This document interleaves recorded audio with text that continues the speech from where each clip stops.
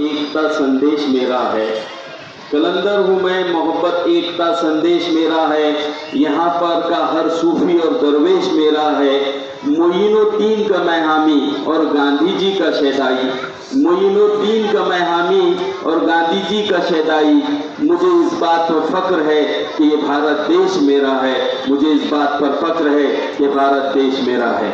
मैं यहाँ से अब आवाज़ दूंगा। थोड़ा सा उर्दू में पहले तकरीर हो गई, इंग्लिश में स्पीच भी हो गई, अब मराठी की बारी आती है। तो मराठी का जो है भाषण, या भाषणासाठी मी आवाज देत आहे 8वी जमातचे विद्यार्थी शेख हुसेन चौधरी की हे पुढे येऊन आपलं भाषण इथे प्रस्तुत करावे, सादर करावे। शेख हुसेन।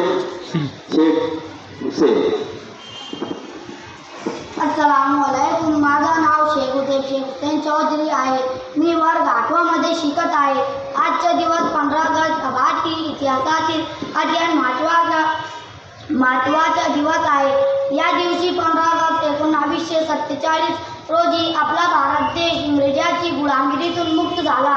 भारताला स्वातंत्र्य मिळवून देण्यासाठी अनेक शूरवीरांनी अथक परिश्रम घेतले व आपले प्राणाची आहुती दिली आणि भारत देश इंग्रजांची गुलामगिरीतून मुक्त झाले।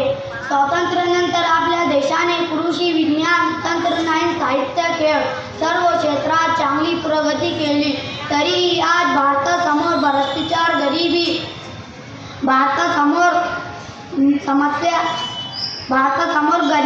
भ्रष्टाचार आजही आहे। समस्यांचे उच्चाटन पूर्ण झाल्याशिवाय देश सुखी व प्रगत होणार नाही। इतका बोलून मी थांबतो। जागे घेण्यापूर्वी 4 ओळी हिंदीची। कोई हस्ती कोई मस्ती कोई चाह पे मरता है। कोई हस्ती कोई मस्ती कोई चाह पे मरता है। कोई नफरत कोई मोहब्बत कोई देश पे मरता है। कोई नफरत कोई मोहब्बत कोई देश पे मरता है। ये मदरसा है उन दीवानों का, मस्तानों का। ये मदरसा है उन दीवानों का, मस्तानों का। यहाँ कर बच्चा अपने वतन पे मरता है। यहाँ कर बच्चा अपने वतन पे मरता है। जय हिंद, अल्लाह की जय। तो ये थे आपके